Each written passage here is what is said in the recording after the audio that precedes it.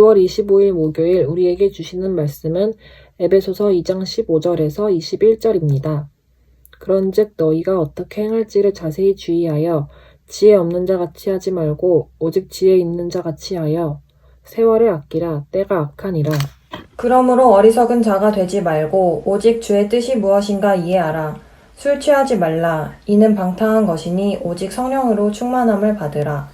시와 찬송과 신령한 노래들로 서로 화답하며 너희의 마음으로 주께 노래하며 찬송하며 범사의 우리 주 예수 그리스도의 이름으로 항상 아버지 하나님께 감사하며 그리스도를 경외함으로 피차 복종하라. 아멘. 아멘. 네, 오늘 사순절 프로젝트 길 8번째 날입니다. 오늘 제목은 지혜 있는 자로 살아가는 3가지 비결이라는 주제로 오늘 말씀을 함께 나눠보려고 합니다. 어제 말씀부터 시작해서 바울 사도는 지금 에베소 성도들에게 빛의 자녀로서 살아가는 것, 그리고 어둠이 아닌 빛의 공동체 안에서 올바른 삶을 살아가는 성도의 모습을 계속해서 이야기해주고 있는데요. 오늘 말씀은 그 중에서도 지혜 있는 자로 살아가는 것, 한마디로 지난 시간에 있었던 어둠 속에서, 그리고 우리가 기피해야 될, 우리가 그렇게 살지 말아야 될 사람들과 반대로 살아가는 지혜 있는 자로 살아가는 것이 어떤 삶이냐라는 것을 3가지 차원에서 이야기를 해주고 있습니다. 첫 번째는 16절에 세월을 아끼라, 때가 악하다라고 이야기를 하고 있어요. 청년의 때 우리 길지 않습니다. 우리에게 한정되어져 있는 이 시간 안에 악한 곳에 우리의 삶과 우리의 생각을 빠져드는 것이 아니라 하나님 앞에 올바르고 경건한 생각을 가지고 살아가도 모자른 시간이거든요. 그렇죠? 그래서 이 청년의 때를 더 올바르게 살아가는 것이 바로 지혜 있는 자로서의 삶의 가장 첫 번째라고 바울 사도는 이야기해주고 있는 것 같아요. 두 번째는 18절에 술 취하지 말고 성령의 충만함을 받으라고 이야기하고 있습니다. 세상 것에 의지하는 것이 아니라 성령의 충만함을 받으면서 살아가는 것이야말로 진정한 지혜 있는 자로서의 삶이라고 우리는 말할 수 있는 것이죠. 그리고 마지막 또 19절에서 21절까지에는 시와 찬송과 신령한 노래들로 화답하면서 또 그리스도를 경외함으로 피차 복종하라. 한마디로 서로가 비방하고 헐뜯는 것이 아니라 서로가 신령한 말들과 아름다운 이야기들을 가지고 화답하며 그리고 서로를 복종하라. 한마디로 서로를 섬기라는 것이죠. 서로를 험담하는 것이 아니라 서로를 세워주고 아껴주는 것이야말로 진정한 지혜 있는 삶, 바로 빛의 자녀로서 그리스도인으로서의 온전한 삶이라고 오늘 바울 사도는 이야기를 해주고 있습니다. 이 중에서도 좀 특별히 우리가 이 18절에 있는 구절들을 함께 조금 더 묵상하면 좋겠는데요. 술 취하지 말라, 방탕한 것이니 성령으로 충만함을 받으라. 사실 우리 청년들이 가장 많이 생각하고 또 가장 많이 또 찾게 되는 구절 중에 하나이지 않을까 싶습니다. 우리 이렇게 청년 교육자들이 이렇게 사역을 하다 보면은 종종 이제 청년들로부터 질문들을 많이 받게 되는데 술을 마시면 됩니까? 안 됩니까? 사실 이러한 질문을 할 때 가장 단골로 나오는 이 구절이 바로 이 술 취하지 말라, 이는 방탕한 것이니 라는 이러한 이 구절이거든요. 오늘 말씀의 전체적인 내용을 보면서 저도 한번 이 말씀을 조금 더 깊이 한번 묵상을 해봤습니다.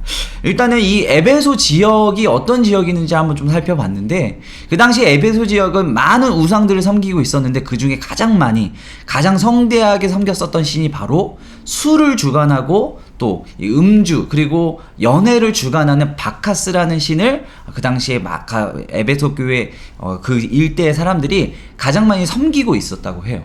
한마디로 술을 마시면서 자신들의 신을 기억하고 그렇게 살아가는 것이 신의 뜻에 따라 살아가는 것이라고 생각을 했었던 거예요. 한마디로 이 사람들이 술을 마시고 방탕하고 취하는 것은 내가 이것을 통해서 신과 조금 더 가까이 나아감으로 인하여서 내가 지금 이 삶 가운데서 힘들었던 것들을 잊고 싶은 거죠. 의존하고 싶은 거예요. 이 사람을 따라가고 싶은 거예요. 우리가 사실 술을 마시면 가장 좋은 게 뭐겠습니까? 그 순간만큼 내가 힘들었던 것들을 다 잊어버리고 그냥 내가 그냥 즐겁게 그냥 이 순간을 그냥 만끽할 수 있는 거잖아요. 사실 의지하고 싶은 것이죠.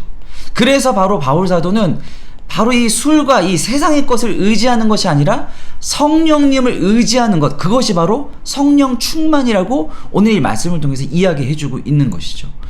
세상을 의지하고 우리가 가장 힘들고 어려운 순간들을 지나갈 때 내가 무엇을 먼저 의지하고 무엇을 먼저 생각하는지가 바로 우리가 육체에 속한 사람인지 성령에 속한 사람인지를 결정짓는다는 거예요.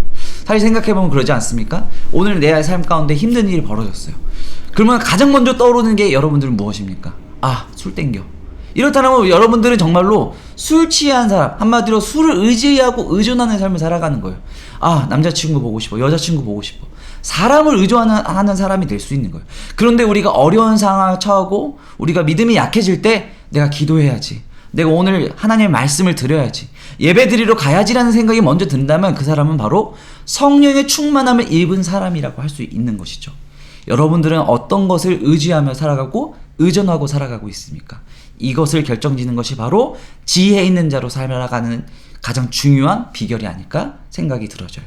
그래서 우리 목사님과 우리 전도사님도 사실 지금은 우리가 당연히 목회자니까 무엇을 의지합니까 하면 당연히 하나님 의지한다 얘기할 수 있잖아요. 그런데 우리 목사님과 전도사님의 20대 시절 아니면 아직 하나님을 깊이 만나기 이전엔 과연 어떤 것들을 좀 의지하고 의존하고 사셨는지 함께 조금 한번 좀 나눠보면 좀 좋을 것 같습니다. 목사님 어떤 것을 이렇게 좀 네. 많이 의존하셨나요?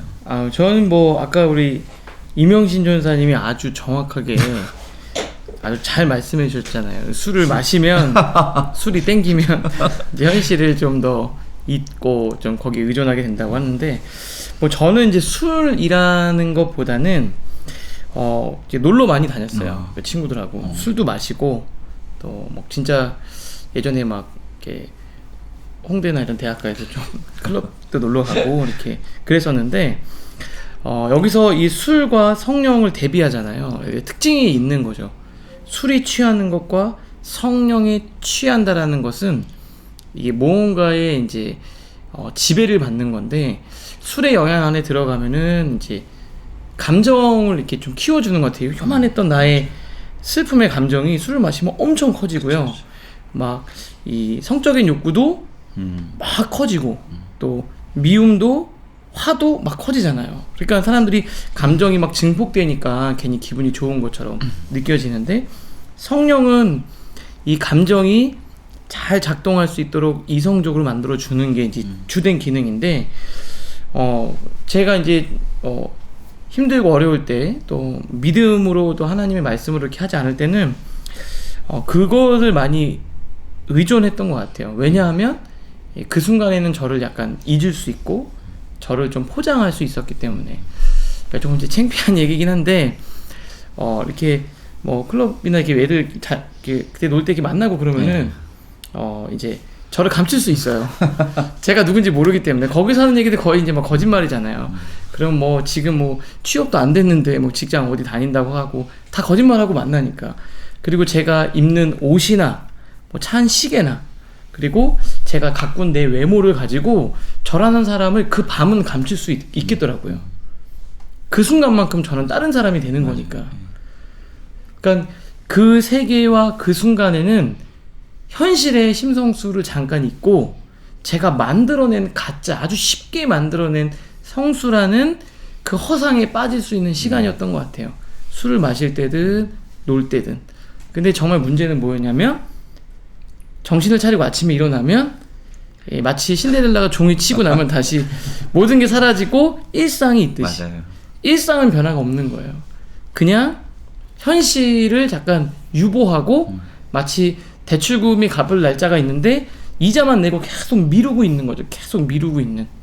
이제 그런 거를 느끼게 되었죠. 그리고 하나님을 만나고 나니까 성령님은 내가 현실 속에서 정말 잘 살아갈 수 있도록 돕는 건데, 그 이전에는 이제 그렇게 했다는 거죠. 이제 그만큼 저는 좀 그런 쪽에 많이 의존하고 이 세상적인 가치, 뭐 메이커, 뭐 이런 것들 많이 보여지는 거에 굉장히 애를 많이 썼던 것 같아요. 그런 거에 많이 의존해서 이명전사처럼 막 술이 땡기고 그러진 않았습니다. 그렇죠. 네, 근데 그런 거에 좀 했던 시간들이 좀 있었던 것 같아요, 저는. 우리 전도사님은 좀 어떠셨어요? 뭐 저도 이걸 보니까 술 취하지 말라, 이게 방탕한 거다라고 하면서 결국 얘기하는 게 결국 나의 삶의 주인이 누구인지, 내가 무엇에 지배를 받고 있는지, 또 내 삶이 무엇에 따라 움직이는지를 어떻게 보면 생각해 보면 하는 것 같아요. 그리고 성령에 따라 우리가 움직이고 또 성령의 지배를 받아야 되는데 그게 꼭 비단 술뿐만 아니라 우리의 삶을 돌아보면 여러 어떤 이게 문화적인 것도 많이 있을 수 있고 저는 지금 돌아보니까 중학교 때는 제가 또 게임 좀 중독이라고 하긴 좀 그런 것 같긴 한데 게임을 상당히 많이 했죠. 그 당시에 리니지라는 게임이 있었는데 제가 한번 잘못했다가 이제 중학교 시절 내내 근데 이게 뭔가의 지배를 받는다는 게 아침에 일어나면 그 생각부터 해요. 그쵸. 오늘은 게임을 어디서 누구랑 하지? 그리고 게임할 때 이미 게임 뭐 일어나지도 않은 걸 이제 머릿속으로 생각을 하죠. 잠자기 전에 내일 또 게임을 할 걸 생각하고. 근데 그게 그냥 술 게임 또 이게 그 매개만 다를 뿐이지 그거에 지배를 받고 살아가는 거잖아요. 근데 제가 대학 다닐 때도 이건 굉장히 또 건전한 거라고 생각할 수 있는 제가 대학 때 럭비라는 운동을 했는데요. 제 머릿속에 그거밖에 없는 거예요. 주말에 있을 경기.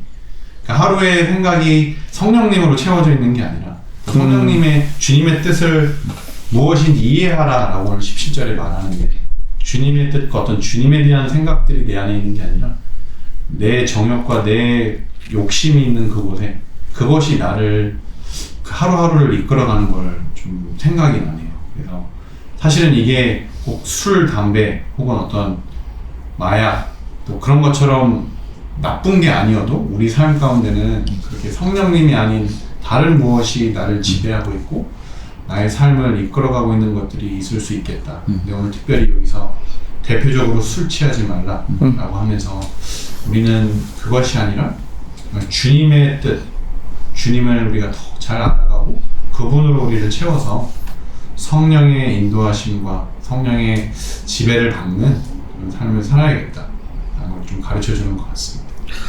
저도 사실 20대 때는 이렇게 다른 것보다는 이제 게임 아까 말씀하셨던 것처럼 게임 중독 저도 중독까지는 모르겠는데 아무튼 게임에 의지를 많이 했었어요. 이게 힘들고 어떤 게임이었어요? 그때 이제 제일 많이 했던 게 스타크래프트 하고 저는 이제 그 위닝 11이라고 이 축구 게임이 있는데 밤새도록 그것만 하는 거예요. 진짜로 그냥 낮에 그냥 일하고 돌아오면은 집에 밤부터 새벽 늦게까지 이제 그것만 하는 거예요. 예.